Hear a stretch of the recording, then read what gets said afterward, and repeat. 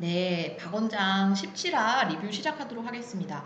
여러분, 제가 사실 드라마 리뷰를 오늘 할까 생각을 했었는데요. 드라마가 제가 생각했던 것보다 너무너무 실망이 조금 커요. 약간 박원장은 이 그림체가 좀 못생겼지만 굉장히 짠함과 이 애환을 다루는 게 조금 핵심인데 너무 약간 PD님께서 재미 위주로 가신 거 아닌가. 그래서 스리생이 사실 조금 그런 짠함, 그러니까 감동 위주여서 아마 구분 지으시려고 그런 것 같은데 현직 의사 입장에서는 웹툰이 훨씬 좋고 드라마가 좀 생각했던 거랑 방향이 달라서 어떻게 될지 모르겠습니다. 아무튼 그래서 조만간 드라마도 제가 리뷰를 준비를 해보도록 할게요.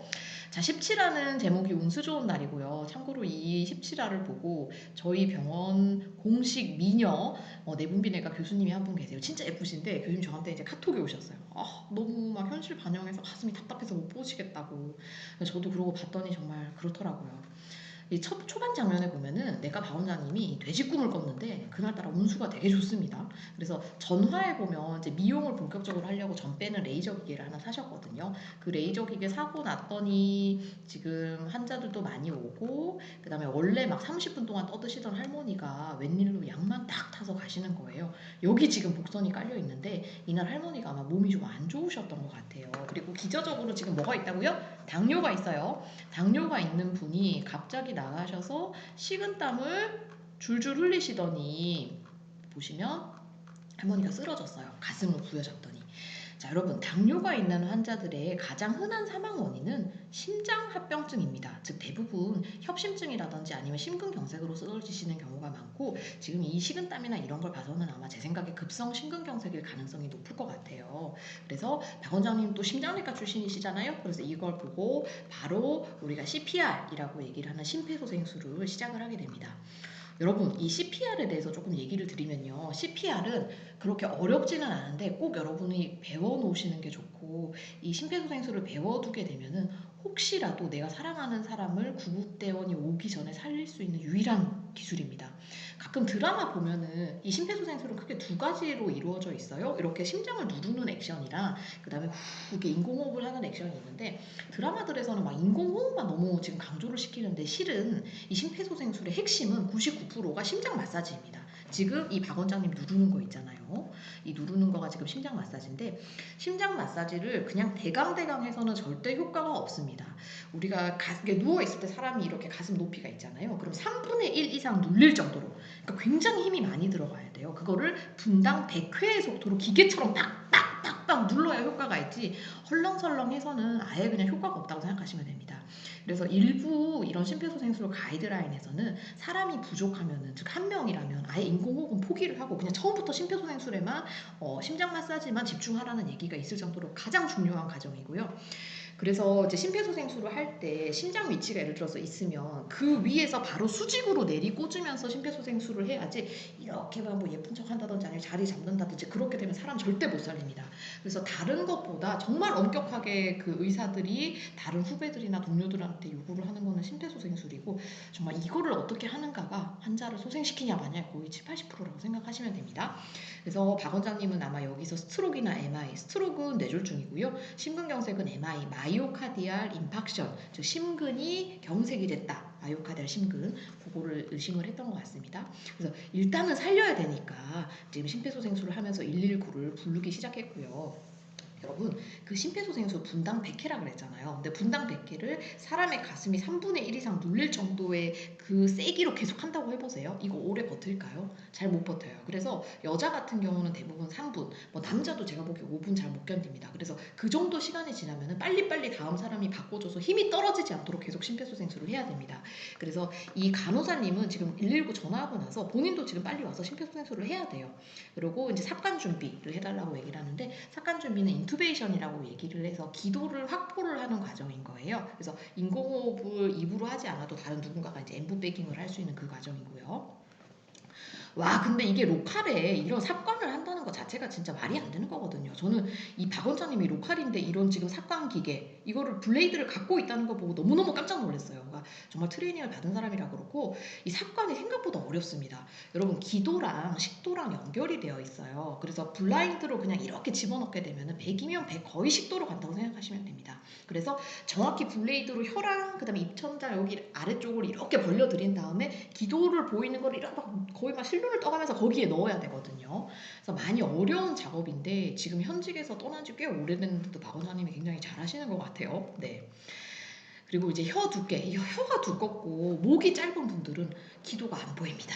그러니까 즉 수면 무호흡이 잘 생기는 환자들의 체질은 이런 기도 삽관이 같이 어렵다는 특징이 있고요. 정말 이렇게 했는데도 너무 안 보일 경우에 최후로 많이 하는 게 여러분 드라마에서 보셨죠? 여기 목에 있는 기도 바로 째가지고 넣는 거, 그런 방법도 쓰기도 합니다. 근데 이제 바로 째서 하는 건 어쨌든 뭐 출혈도 있고 위험하기 때문에 가급적이면 눈에 보이면 블레이드로 해서 기관 삭압을 하려고 하는 게 1차적이기는 하고요. 그리고 입이 잘 안 벌려지고 목이 짧잖아요. 그러니까 조금 더 여기를 벌려야 되는데 그 과정에서 우두두둑 소리가 나면서 할머니 이가 아랫니가 부러집니다. 이거 어쩔 수 없어요. 정말 이렇게 열지 않으면 기도가 아예 확보가 안 되거든요. 그래서 살리려고 지금 이제 우두두 이를 뿌려져 가면서 기관 삭압을 했고 성공을 했어요. 이게 더 놀라워요. 아니 지금 펠로우 끝난 지가 몇 년째인데 이거를 한 번에 성공을 하시다니. 그리고 지금 간호사님이 여기 짜고 있는 거 이게 엠브백인이에요. 그래서 밖에서 이제 공기를 집어넣을 수 있게 뭐 1분에 몇 회 정도씩 하게 됩니다. 그리고 계속 심폐소생술을 하다가 119가 왔어요. 그래서 119에 환자를 이송을 해야 되는데 같이 가달라고 얘기를 한 거예요. 구급대원이. 보통은 구급대원들이 모시고 가는데 왜 이런지 모르겠어요. 그래서 박 원장님이 같이 앰뷸런스를 타고 갔고 앰뷸런스 안에서도 지금 CPR을 하고 있습니다.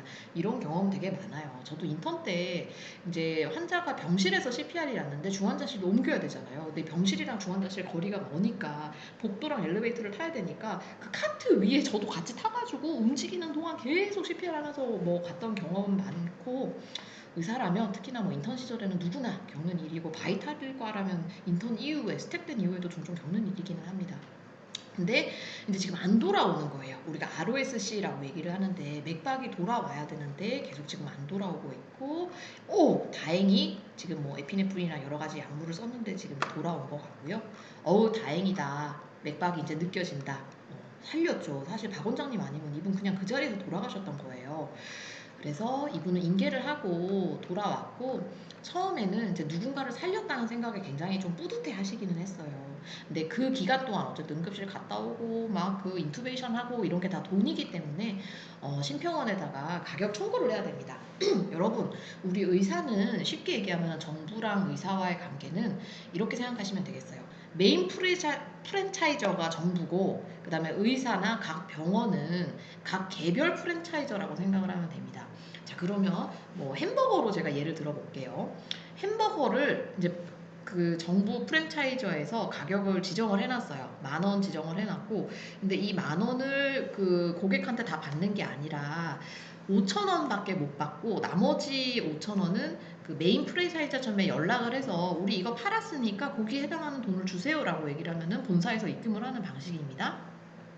그러면 어쨌든 그 지방 프랜차이점에서는 10,000원이 나간 거, 지불이 나간 거는 똑같은 거잖아요. 근데 일단 현재까지는 5,000원밖에 못 받은 거고, 환자한테 받은 게 10,000원은 저 위에서 내려와야 되는데 그 10,000원을 안 줍니다. 5,000원을. 심평원이라고 하는 기관에서 반드시 이렇게 뭔가 확인을 해요. 이게 적법한 의료를 했는지. 물론 좀 의료 과잉을 막기 위해서 처음에 만들어졌던 기관이기는 합니다. 그리고 불법적으로 자꾸 뭐 이상한 시술하는 의사들이 분명히 아마 있었을 테니까 그런 거에 대한 제재 때문에 정말 필요했던 의료였는지를 확인을 하고 그거에 맞다고 생각을 하면 5,000원을 주는 거고, 자기들 생각에 그게 아니면 5,000원을 안 주는 거예요. 근데 그 기준이 저희가 느끼기에는 굉장히 애매모호합니다. 네. 그러니까 당연히 이거는 비보험이 아니라 필수 시술일 때만 이렇게 심평원이 관여를 하게 되거든요. 그런데 저번에 몇 번 얘기 드렸겠지만 이제 뭐 에크모라든지 정말 해야 되는 상황인데도 환자가 죽었으니까 이건 적법하지 않은 의료 상황입니다라고 얘기를 해서 뭐 몇 천만 원을 안 준다든지, 그게 보통 삭감이라고 얘기를 하는 거예요.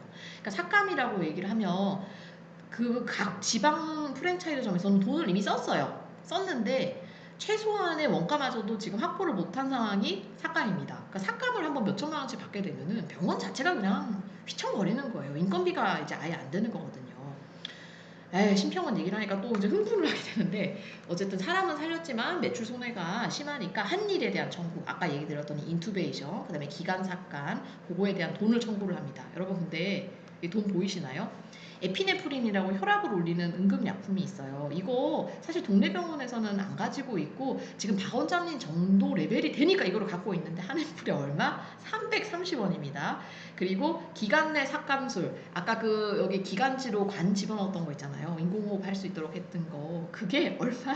31,000원입니다. 31,000원. 이거 제 생각에 현직 의사들 중에서도 이거 시켰을 때 거의 바이탈까 아니면 못할 거예요. 네, 근데 3만 원이고 심폐소생술은 뭐 몇천 원이냐 몇만 원이겠죠? 이게 기관 내 삭간술 이 정도니까. 그래서 진짜 점 한 세네 개 팬 것보다도 훨씬 더 못한 가격을 이렇게 힘든 거를 했는데도 이 정도 이제 돈을 받는 거고요. 근데 아까 얘기 드린 것처럼 3만 원을 이 국가가 줘야 받을 수 있는 거고 그렇지 않으면 그냥 날리는 거예요. 네. 자, 그래서 가족들한테 처음에 따뜻한 응원을 받았어요. 그래서 이제 딸이 아빠 최고다고 얘기하면서 이 장면 진짜 눈물 나는데 뭔가 이제 편지를 딱 써줬어요. 우리 아빠 멋진 의사상 사람을 살리는 멋진 의사였다 얘기를 하고 줬는데 이제 다음날 병원을 갔는데 날아온 것 좀 볼게요. 자, 첫 번째. 심평원에서 우편이 왔습니다 라고 얘기를 해요. 일단 심평원에서 연락이 오면 좋은 상황은 아닙니다. 거의 100% 삭감이고요. 그래서 무슨 우편이 왔는지 봤더니 결국 그 3만 원도 못 준다는 거예요. 삭감 및 환수 돈 못 준다. 에피네프린 기간 내 삭감수 돈 못 준다. 심폐소생술도 못 준다. 이유가 뭐냐? 근데 이 이유를 안 적어서 보내요. 그러니까 뭐 때문에 삭감됐다라고 얘기를 알려주면 좋잖아요. 그럼 어셉트를 하겠는데 이유를 안 알려줘요. 그래서 이런 식으로 개인이 꼭 전화를 해야 됩니다. 근데 전화를 하면은 바로 또 담당자가 없어요. 항상 전화를 돌립니다. 그리고 이유를 얘기를 잘 안 해줘요. 이 이유를 왜 얘기를 안 해주냐라고 물으면 그렇게 되면 자꾸 심사하려는 사람들이 없어진대요. 담당자를 밝혀라. 그리고 왜 삭감했는지를 이유를 해달라. 아니 이거는 당연한 요구인 거잖아요. 어떻게 보면 심사자가 누군지랑 그다음에 왜 삭감이 됐는지를 알려줘야 다음부터는 이걸 안 할 거 아니에요. 근데 자기들만 그 기준을 알아요. 그리고 전화를 해도 잘 안 알려주고. 근데 이제 어떻게 조금 착한 담당자를 만나게 되면 이유를 얘기를 해주는데 이렇습니다. 의원급은 설비와 인력이 미비해서 인정해드리기 어렵습니다. 즉 니네 기관은 이런 심폐소생술을 할 만한 기관이 아닌데 왜 대학병원으로 빨리 안 보내고 니네가 이걸 하고 있었냐는 거예요. 아니 이게 말이에요 방구예요. 정말 119가 1초 만에 옵니까? 근데 사람 3분이나 5분만 지나가면은 바로 심장도 멈추고 허혈성 뇌손상이나 이런 게 다 온단 말이에요. 의원급에 이거를 마련을 해놨다는 게 진짜 감사하고 고마운 일인지를 모르고 박 원장님 처음부터 이렇게 심폐소생술 안 했잖아요. 절대 그 할머니 그 아까 그 차 안에서 구급대 나서 다시 돌아왔잖아요. 못 돌아왔어요. 119 올 때까지 아무것도 안 하고 있었으면. 근데 못 하는 데서 니네가 왜 했냐? 그래서 삭감. 이게 지금 법입니다. 네. 그래서 뭐 물론 돈도 얼마 안 됐지만요. 그 3만 원마저도 지금 못 받는데 그런 법이 어디 있어요. 그러니까 여기 있다라고 얘기를 하고 자 그러면 심평원이 여기가 끝이냐? 그건 아니고요. 우리가 이 신청서라고 해서 이거 왜 우리가 할 수밖에 없었고 반대 의견을 낼 수 있습니다. 이 신청서를 내면 어떠냐? 여전히 70%는 거의 삭감이고요. 한 10에서 20% 정도는 조금 더 줍니다. 조금 돌려줘요. 전체 비용을 다 주는 건 아니고요. 근데 이제 이거는 썰이긴 한데 그런 얘기는 있어요. 이 신청서를 뭐 자꾸 내고 이렇게 심평원을 괴롭히면은 나중에 심사가 들어와서 아예 대거 그냥 이제 이 현미경 같은 걸로 해서 그 의원을 판다는 얘기가 있습니다. 이거는 썰이긴 한데요. 어쨌든 참, 네. 악덕 국가는 일부 의사들 생각에 저도 포함해서 악덕 본사 프랜차이저 사장입니다. 네. 그러니까 지방에서 일을 했으면 거기에 맞게 돈을 주면 되는 거잖아요. 근데 그거를 자기네들 기준에 맞게 제대로 알려주지도 않고 삭감을 하고 하니까 이런 바이탈과를 누가 하려고 하겠어요. 비보험은 이런 식으로 심평원을 끼지 않아도 됩니다. 그냥 자기가 책정하고 그 금액만큼 환자한테 100% 받으면 되거든요. 그러니까 이런 과정이 없어도 되는 거예요. 여러분 이런 환경에서 누가 바이탈과를 하려고 하겠어요. 바이탈과 아무도 안 하고 싶어 해요. 근데 뭐 지금 국가에서는 뭔가 바이탈과를 안 하는 게 의사 잘못인 것처럼 얘기를 하는데 정책이 사실 바뀌지 않으면 이 기조는 바뀌지 않을 겁니다. 제 후배들한테 저는 제가 살고 있는 삶을 그대로 희생하면서 살라고 도저히 얘기 못 하겠어요. 특히나 가정 있고 아기가 있는 후배들한테는. 네, 죄송해요. 너무 흥분했네요. 네. 자, 여기까지는 일단 국가에서 당했던 거고요. 자, 두 번째. 어쨌든 살았으니까 환자나 보호자들이 고마워하겠지라고 생각을 했는데 연락이 왔는데 지금 뭐라고 연락 왔냐면 마포경찰서인데 여러분 심폐소생술을 제대로 해야 된다고 얘기를 드렸잖아요. 그 정도 힘으로 심폐소생술을 5분 이상 하면은 어느 환자나 늑골 이 갈비뼈가 부러집니다. 갈비뼈 안 부러질 정도면 심폐소생술 제대로 한 게 아니에요. 그런데 아까 인투베이션 할 때 이빨 빠진 거랑 늑골 부러진 거에 대해서 손해배상 상해제로 경찰에 신고를 했습니다. 이거야말로 정말 물에 빠진 사람 건져놨더니 보따리 내놓으라고 하는 거랑 똑같죠. 저는 정말 뭐 국가도 화가 났지만 이게 더 화가 났어요. 여러분, 이런 일 반복되면 아무도 도와주지 않습니다. 그냥 돌아가시게 냅두지 뭐하러 이거를 덮겠어요. 그래서 실질적으로 요새 심심찮게 나온 얘기가 비행기 안에서 누구 쓰러지거나 했을 때 의사 있습니까? 의사 있습니까? 방송하잖아요. 잘 안 나가고 싶어 해요. 왜냐면 이런 식이에요. 어떻게든 살려놔도 나중에 정말 조그마한 거 트집 잡아서 다시 손해배상을 청구하는 경우가 너무 많아서 그렇습니다. 저는 사실 이 정도 사건까지는 아닌데 제가 인턴 시절에 조금 아픈 추억이 있는데요. 인턴 때 이제 자주 드레싱하고 이런 만성 환자들이랑 겪게 되면은 많이 친해집니다. 그래서 그냥 인간관계적으로 많이 친해지는데 그런 환자분 중에 한 분이 갑자기 어느 날 아침에 거의 심장이 멈춘 상태로 발견이 되셨어요. 그래서 인턴들이 대부분 처음에 심폐소생술을 시작하게 되고 제가 그때 심폐소생술을 처음 시작을 했는데 너무 현실 같지가 않은 거예요. 어제까지만 하더라도 되게 친하게 얘기 나누고 잘 주무시라고 얘기를 했고 했는데 지금 몇 시간 안 됐는데 내가 그분의 심장 마사지를 하고 있다? 너무 현실 같지가 않아서 눈물이 정말 심폐소생술 하는데 펑펑 났습니다. 근데 이렇게 눈물 펑펑 나고 감정적으로 돼서는 심폐소생술을 제대로 할 수가 없어요. 그래서 제가 눈물 닦을 수도 없고 일단 심폐소생술 하니까 그러니까 눈물도 제거를 하고 어떻게든 힘을 내야 되겠다는 생각에 이렇게 하늘을 보면서 뭔가 이렇게 뭐 어떻게 했더라 표정을 아무튼 좀 힘을 내자 이런 식으로 생각을 했는데 그게 보호자 입장에 옆에서 봤을 때 아마 살짝 웃는 걸로 보였나 봐요. 그럼 제가 사이코이지 않은 이상은 그래도 아는 환자분은 심폐소생술을 하면서 웃었겠어요? 근데 이제 심폐소생술을 그렇게 1시간 했는데도 그 환자분이 돌아가셨어요, 결국에는. 근데 돌아가시자마자 보호자분이 가장 먼저 하셨던 게 저를 멱살을 잡아서 들었어요. 너 봤는데 아까 이 심장 마사지 할 때 웃고 있더라 이러면서 들었고 제가 또 가볍고 그때 인턴 때는 더 말랐었거든요. 작잖아요. 정말 발이 들렸어요. 이렇게 들렸는데 할 말이 없는 거예요. 이렇게 울고 있고 이미 울고 있고 뭐라고 웃었던 거 아니라고 얘기를 해야 되는데 목이 너무 메이고 현실 같지 않고 할 말이 없는 거예요. 그래서 가만히 있었더니 뭐 다른 보호자들까지 합세를 해서 웃었다고 막 이렇게 난리가 나고 그래서 뭐 당시에 그 교수님이랑 이제 레지던트 선배님들께서 걔 그런 애 아니라라고 얘기하고 잘 보내주긴 하셨거든요. 근데 근데 진짜 정말 너무 서럽더라고요. 네. 아무튼 심폐소생술을 보면서 여러 가지 에피소드가 생각이 났습니다. 그래서 박 원장님은 결국 운수 좋은 날이 정말 현진건 소설에 나오는 것처럼 아주 운수 좋은 역설적으로 그런 날로 끝나게 됐네요. 네. 저는 박 원장님이 이런 일을 겪고 나서도 계속 내과를 운영하고 있다는 게 너무 참 속상하고 그렇습니다. 여러분, 그 너무 속상하고 뭐 돈이 우선적으로 보이고 그런 사회 환경이긴 하지만 세상에는 사실 그런 돈보다는 가슴이 더 따뜻하고 진실된 사람들이 더 많습니다. 뭐 일부 의사 때문에 너무 전체 집단을 그렇게 매도하지 마시고 사실 고생하고 이렇게 지금 노력하는 사람들이 있다는 거 꼭 좀 기억을 해주세요. 네, 아무튼 박 원장님 화이팅입니다. 너무 짠해서 또 울컥하려 그래요. 좋은 하루 되세요.